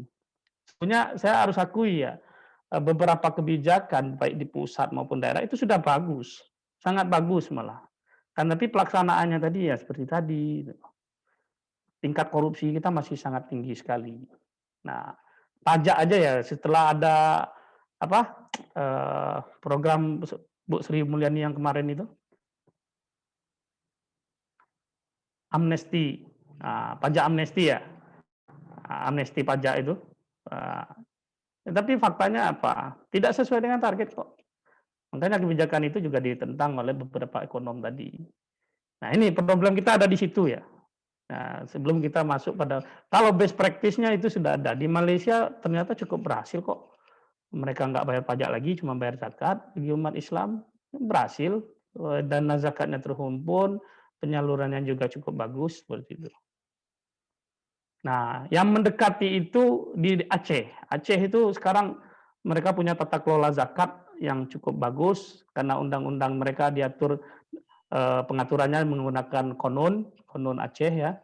Nah, konun tadi menurut saya sejauh yang saya baca dari pelaksanaan pengelolaan zakat di Aceh itu sangat bagus sekali. Tinggal bagaimana daerah lain punya inisiatif yang sama untuk hal itu. Mungkin itu Mas Rizal. Iya, Pak, terima kasih atas jawabannya. Bagaimana, Pak, sudah terjawab? Baik, terima kasih Pak atas jawabannya dan terima kasih untuk moderator atas kesempatannya. Oke, Ya, baik. sama-sama. Ya, mengingat waktu juga, kayaknya untuk pertanyaan dicukupkan ya teman-teman. Terima kasih kepada para penanya dan Pak Adi juga yang sudah menjawab pertanyaan. Semoga jawaban-jawaban dari pertanyaan tadi bisa mewakili gitu pertanyaan dari teman-teman yang belum ditanyakan. Oke, selanjutnya akan saya berikan sedikit kesimpulan atau mereview ulang dari apa yang kita bahas tadi. Boleh di next.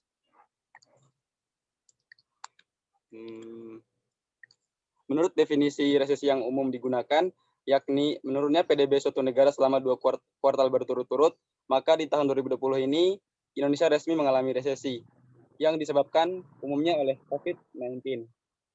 Hal ini memberi dampak pada guncangan ekonomi, PDB yang menurun, penurunan produksi dan penjualan yang menyebabkan banyaknya terjadi PHK kepada masyarakat di seluruh wilayah di Indonesia. Krisis kali ini berbeda dengan krisis-krisis yang pernah terjadi sebelumnya. Karena berbeda, tentu kita harus mencari stimulus yang baru untuk mengatasi dampak dari resesi ini. Jika ditanya apakah ekonomi Islam bisa menjadi solusi, jawabannya bisa saja selama ekonomi Islam dalam menjalankan instrumennya bisa mengimplementasikan halal value chain tadi, kemudian Islamic philanthropy, digitalisasi, dan bersinergi dengan baik. Kemudian saya mengutip juga dari perkataan Bu Menteri Sri Mulyani, ekonomi Islam bisa menjadi solusi karena konsep ekonomi Islam mengandung nilai solidaritas sosial, adil, kolaborasi, serta setara untuk semua. Dan terakhir, kita sebagai mahasiswa harus bisa memaksimalkan potensi yang kita miliki seperti mengimplementasikan pemahaman dan nilai-nilai dari ekonomi Islam itu sendiri. Mungkin itu saja kesimpulan dari saya. Selanjutnya kepada Bapak Adi, dipersilakan untuk memberikan closing statement.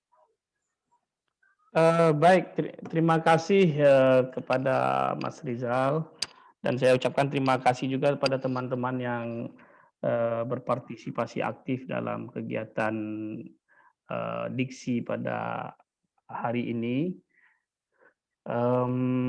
Ekonomi syariah punya peluang dan akan berhadapan itu seiring dengan tantangan yang ada. Nah, tantangan tadi sesungguhnya bukanlah menjadi ancaman bagi ekonomi syariah. Ancaman sesungguhnya ada pada diri kita sendiri. Semakin kita berkomitmen terhadap nilai-nilai ataupun prinsip-prinsip dari ekonomi syariah sendiri, maka semakin kecillah risiko yang akan menghadang laju perkembangan ekonomi syariah. Nah, ekonomi syariah tidak bisa bertumpu pada institusi-institusi formal yang sudah ada, tapi ekonomi syariah sangat bergantung pada perilaku individu kita sebagai seorang muslim. Mungkin itu, terima kasih. Assalamualaikum warahmatullahi wabarakatuh. Waalaikumsalam warahmatullahi wabarakatuh. Masya Allah. Oke, selanjutnya akan ada pemberian bingkisan berupa e-sertifikat dan juga karikatur ya kepada Pak Adi sebagai pemateri. Ini untuk e-sertifikatnya, insya Allah nanti bakal dikirim setelah acara ini. Dan juga ada karikatur. Terima kasih. Lagi. Nah. Wah, terima kasih, terima kasih. Bersamaan dengan ini kami juga mengucapkan terima kasih yang sebesar-besarnya kepada Bapak Adi karena sudah bersedia gitu ya menjadi pemateri di acara diksi online yang ke-8 ini, sekaligus menjadi diksi yang terakhir di tahun ini. Insya Allah ilmu-ilmu yang disampaikan bermanfaat dan bisa untuk kita implementasikan dalam praktek kehidupan sehari-hari nantinya. Dan untuk Bapak Adi, jikalau memiliki agenda kebaikan lain, dipersilakan ke Pak. Baik, terima kasih. Saya izin live ya. Terima kasih. Semoga kita sehat selalu dan selalu beriman hendaknya. Amin ya rabbal alamin. Assalamualaikum warahmatullahi wabarakatuh. Waalaikumsalam. Waalaikumsalam warahmatullahi wabarakatuh. Oke, untuk teman-teman jangan live dulu ya, karena acara kita masih berlanjut. Selanjutnya akan ada, boleh di next, pembacaan Om Muas nih. Nah, buat teman-teman yang tertarik membuka rekening syariah dan belum punya rekening syariah, KSEI punya program yang namanya OMOAS, One Man One ATM Syariah.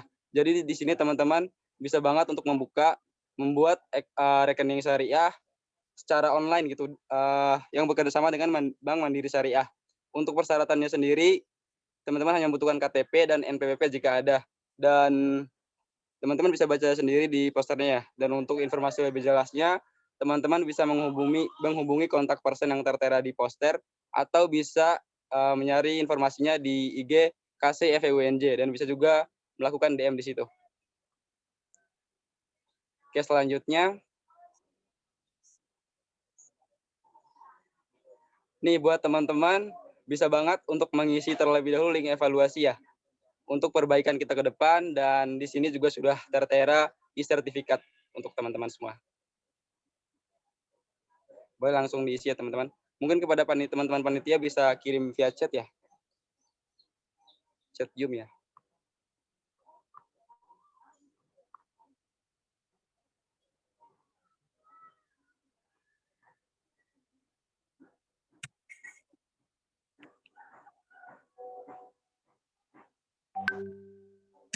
Nah, sudah dikirim ya teman-teman. Bisa langsung diisi.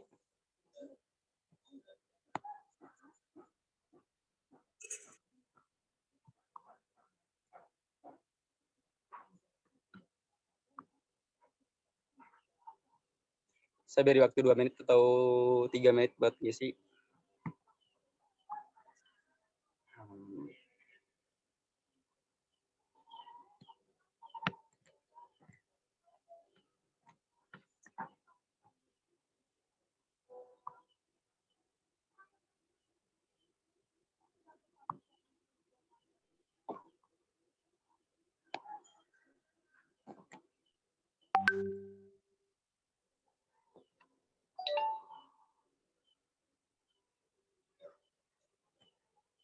Oke, sambil mengisi, boleh di next. Selanjutnya kita akan ada doa penutup yang akan dibacakan oleh Saudara Said Maulana. Kepadanya dipersilakan.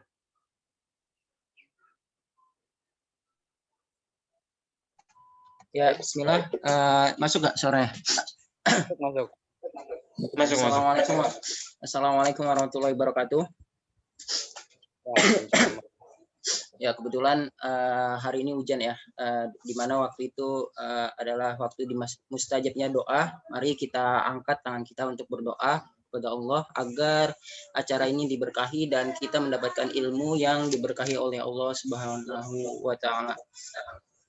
A'udzubillahi minasyaitonirrajim. Bismillahirrahmanirrahim. Alhamdulillahirabbil alamin, wassalatu wassalamu ala nabiyyina Muhammadin sallallahu alaihi wasallam. Allahumma shalli ala Muhammad wa ala ali Muhammad kama shallaita ala Ibrahim wa ala ali Ibrahim innaka Hamidum Majid. Bismillahirrahmanirrahim. La yadurru ma'asmihi syai'un fil ardi wa la fis samai wa huwas samiul alim. Bismillahirrahmanirrahim. La yadurru ma'asmihi syai'un fil ardi wa la fis samai wa huwas samiul alim.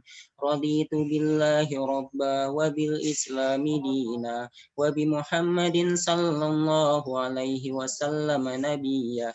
La ilaha illallah wahdahu la syarika lah, lahul mulku wa lahul hamdu wa huwa ala kulli syai'in qadir. Rabbana zalamna anfusana wa illam taghfir lana wa tarhamna lanakunanna minal khasirin. Rabbana zalamna anfusana wa illam taghfir lana wa tarhamna lanakunanna minal khasirin. Allahumma inna nas'aluka husnul khatimah. Allahumma inna nas'aluka husnul khatimah. Allahumma rzuqna taubatan nasuha qablal maut. Allahumma rzuqna taubatan nasuha qablal maut.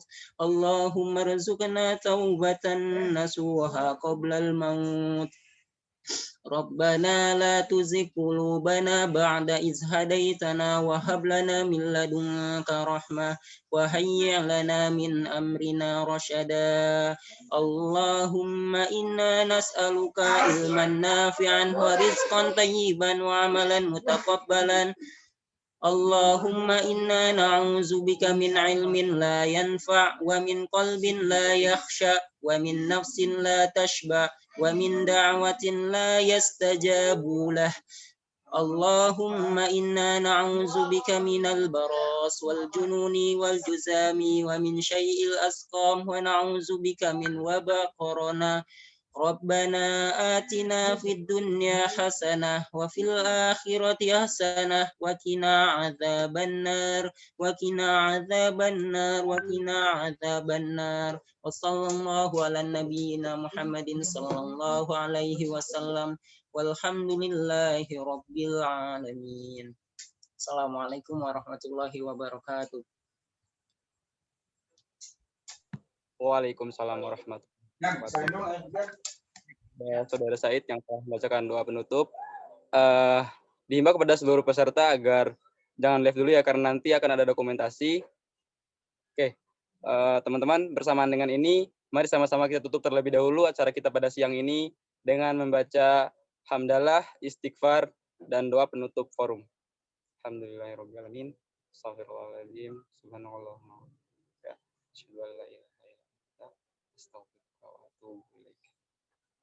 Ya, teman-teman dipersilakan untuk on cam dulu ya, baik yang ikhwan maupun yang akhwat, karena akan ada dokumentasi.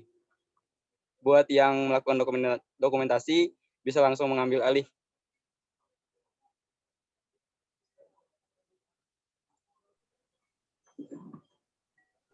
Ya, teman-teman boleh on cam dulu yuk semuanya.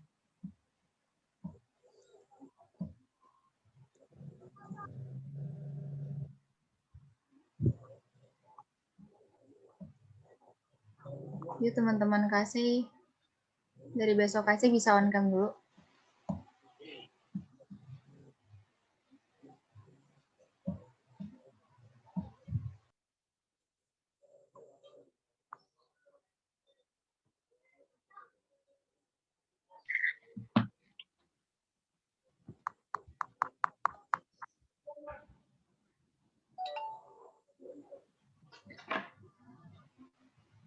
Oke, mulai ya. Yuk, siap-siap teman-teman. Di sini ada 5 slide, jadi satu-satu ya. Ini buat slide pertama dulu. 1, 2, 3. Sebentar.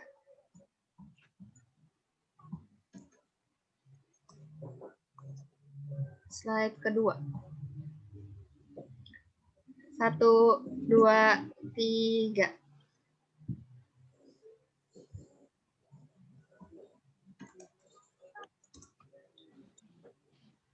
Slide ketiga. 1, 2, 3.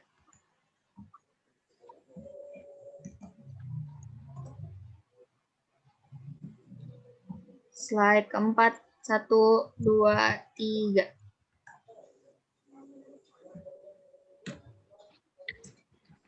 Slide terakhir. 1, 2, 3. Oke, kasih banyak teman-teman semua. Baik, terima kasih juga buat Kak Anissa. Oke, teman-teman, demikianlah rangkaian acara Diksi Online pada siang ini, yang Masya Allah udah sampai sore ya. Saya mewakili teman-teman panitia yang lain memohon maaf yang sebesar-besarnya apabila terdapat beberapa kekurangan dalam acara ini. Karena sejatinya kesempurnaan hanyalah milik Allah, Zat yang maha sempurna. Akhirul kalam, wabillahi taufiq wal hidayah. Wassalamualaikum warahmatullahi wabarakatuh. Waalaikumsalam warahmatullahi wabarakatuh.